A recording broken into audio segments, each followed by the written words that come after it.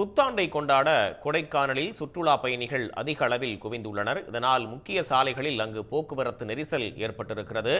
விவரங்களை வழங்குவதற்காக செய்தியாளர் கார்த்திக் இணைப்பில் இருக்கீங்க. எவ்வளவு தூரத்திற்கு போக்குவரத்து நெரிசல் ஏற்பட்டிருக்கு கார்த்திக்? நிச்சயமாக, அதாவது வருடந்தோறும் உலக சுற்றுலா தலமாக இருக்கக்கூடிய கொடைக்கானலுக்கு அதிக அளவில் சுற்றுலா பயணிகள் வருவது வழக்கம். அதே போன்று இந்த ஆண்டும் கூட கிறிஸ்துமஸ் முதல் புத்தாண்டு வரை தொடர்ந்து சுற்றுலா பயணிகளின் கூட்டம் அதிகமாகவே இருந்தது.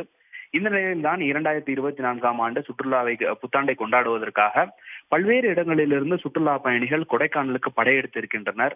இதன் காரணமாக கொடைக்கானலில் முக்கிய சாலையாக இருக்கக்கூடிய இந்த ஏரி சாலை, அண்ணா சாலை மற்றும் பிரதான வத்தலகுண்டு மற்றும் பழனி சாலைகளில் கிட்டத்தட்ட 2 கிலோமீட்டர் தொலைவிற்கு சுற்றுலா பயணிகளின் வாகனங்கள் அணிவகுத்து நிற்கின்றன.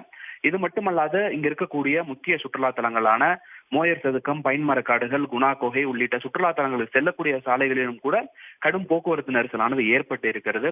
இதன் காரணமாக கொடைக்கானலுக்கு இந்த புத்தாண்டை கொண்டாடுவதற்காக கொடைக்கானலுக்கு வந்திருக்கக்கூடிய சுற்றுலா பயணிகள் சற்று சிரமம் அடைந்தாலும் இங்க இருக்கக்கூடிய இயற்கை எழில் கொஞ்சம் காட்சிகளை கண்டும் இங்க இருக்கக்கூடிய காலநிலையை அனுபவித்தும் தங்களுடைய புத்தாண்டை கொண்டாடி வருகிறார்கள். மேலும் இதற்காக பல்வேறு சிறப்பு ஏற்பாடுகளும் கூட இங்க இருக்கக்கூடிய பேராலயங்கள் மற்றும் தனியார் விடுதிகளிலும் கூட இந்த ஏற்பாடுகள் செய்யப்பட்டு இருக்கிறது. உடனுக்குடன் செய்திகளை தெரிந்து கொள்ள சன் நியூஸ் பெல் ஐகானை கிளிக் பண்ணுங்க.